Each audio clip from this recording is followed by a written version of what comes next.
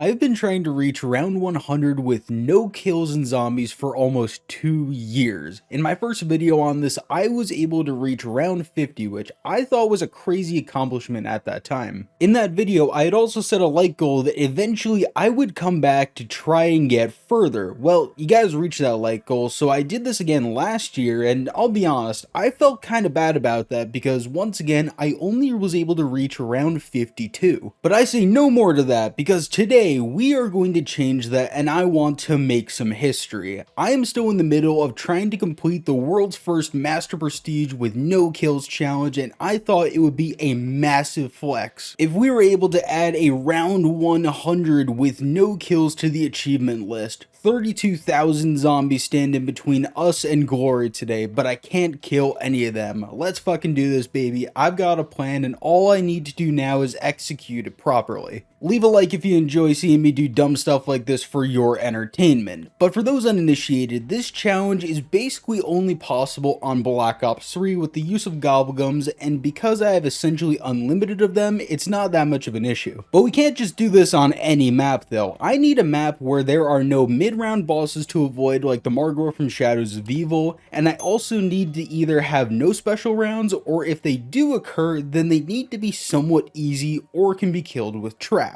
Lastly, I need to avoid steps to open up the map that require kills like on Shadows of Evil again. There's a lot of actual steps that require weird random amounts of kills throughout zombies, so I need to avoid those entirely. There are ways to get around it, but that would be too luck based, especially for so early on in the game. And all of those basically eliminate Shadows of Evil, Der Eisendrache, Zetsubo no Shima, Gorod Curvy, Revelation, Shangri-La, Moon, and Origins. This leaves us with only a few maps remaining: Kino der Toten, Chino Numa, and Ascension. I've all tried every single one of them before, and I just keep coming back to Ascension because it really allows me to play with the most flexibility in my playstyle, so I think we're gonna go do that. This challenge would work just as well on Kino der Toten, but I've tried that in my previous video and it just really didn't work out the way I would have hoped to. I also want to take a quick second to say, if you like to hear me ramble about zombies, then please go subscribe to my new channel. I will be running a new weekly podcast with my fiance, the Gamer Cherry, where we'll talk about anything zombies related, old news, new stuff, whatever.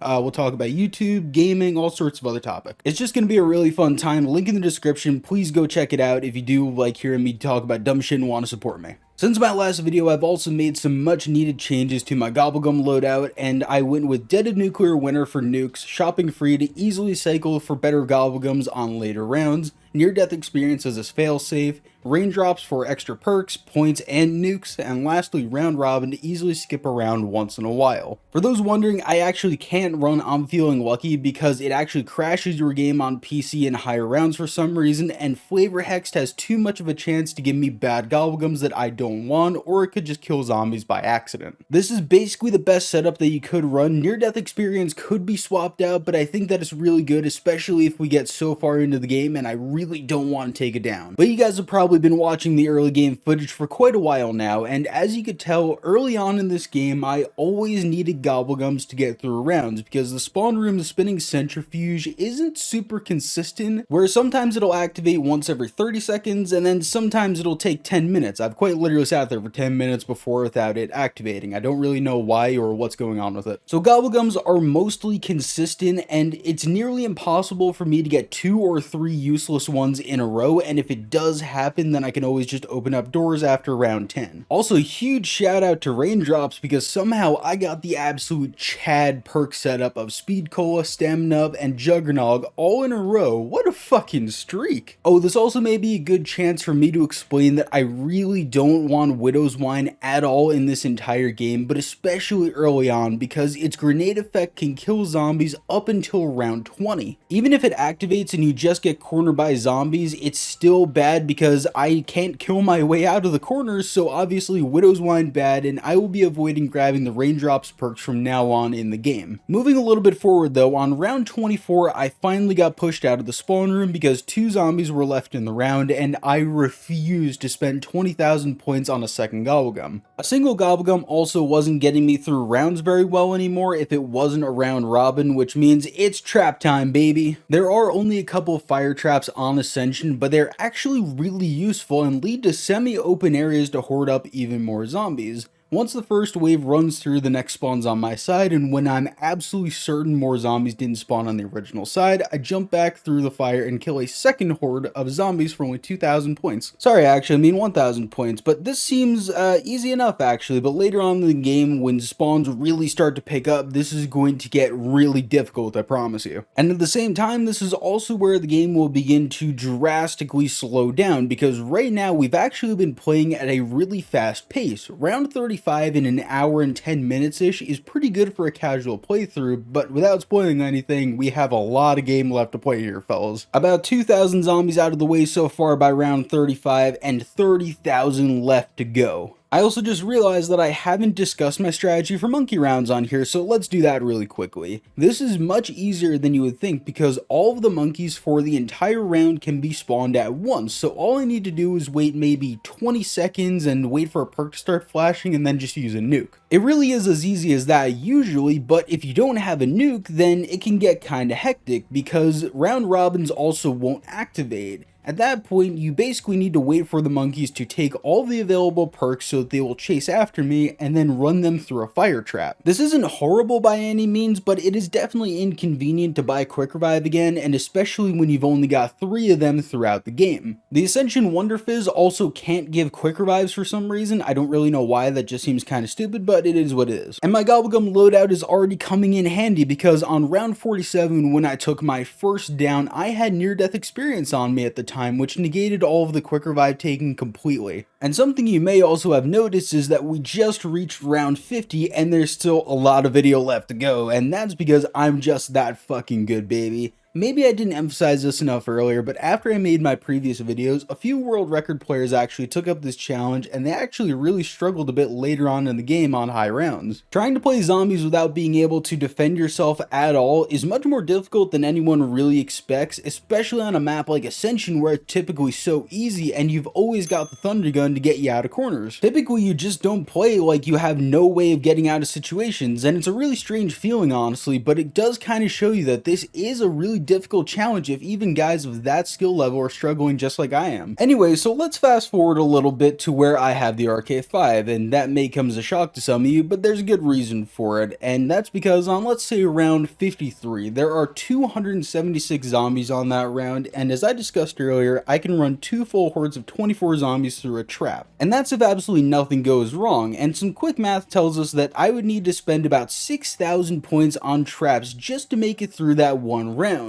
A few nukes and the occasional point drop power up aren't really going to be able to keep up with that kind of spending, so I need to get points somehow. Don't worry though, the RK5 literally has 0 chance of killing a zombie. It deals 100 damage per headshot, and each zombie has 11,000 health on round 53, so I'm not really worried, neither should you. What I am worried about though is that a down on round 57 is where honestly this was just me not paying attention at all to where the zombies were beginning to spawn, and I took it down. Genuinely, I was so worried about going down again and GGing, I panic popped a nuke, and on the way out of this area, I saw another surefire death trap, so I used my last nuke.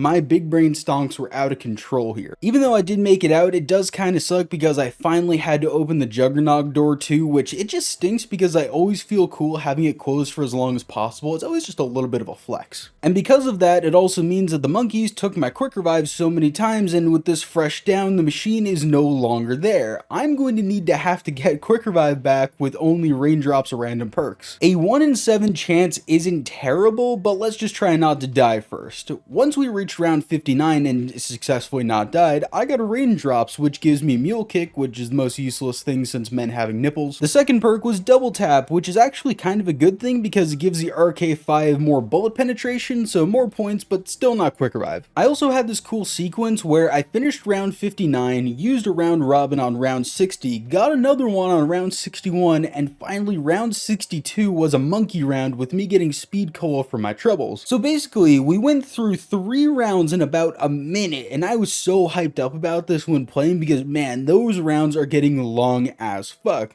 Speaking of fuck, hey, there's Widow's Wine. Glad you finally made it to the perk party. Aside from all of this though, I was just cruising through this game so far. When running through the trap below Mule Kick, I would pause for a few seconds until zombies began to spawn in again, run down through the area below, and loop back around. This was all really safe, and at the stamina up trap, I would do essentially the same thing, but I do need to pay more attention there. All in all though, I was doing really well, and I actually thought I had a chance at round 100 here. I even got another raindrops, which finally gave me quick revive as my 8th perk. Jesus Christ, it could have been 9th, but still, you know what, hey. And I'm kind of proud of myself for going from round 57 to 65 without any downs at all. And because of course it's me, and of course it would happen, immediately as soon as I got my quick revive, I was so close to taking it down, but my sick moves were on display and I made it out alive unscathed. What isn't unscathed though is my game. Yeah, time to rip off the band-aid for you guys. We didn't make it to round 100 because my game crashed. Apparently this seems to be an issue for everyone else who has tried this challenge as well, and I think the game crashes are power-up related or gobblegum related somehow. So I think that you might actually be able to reach round 100 if you basically use no gobblegums after round 20 and use the RK5 for ammo consistently and only use traps, but today it just wasn't meant to be for me. Who knows, maybe I will come back again and try this one last time to finally get my round 100. Now go watch this video about how I'm trying to reach Master Prestige with no kills in Black Ops 3.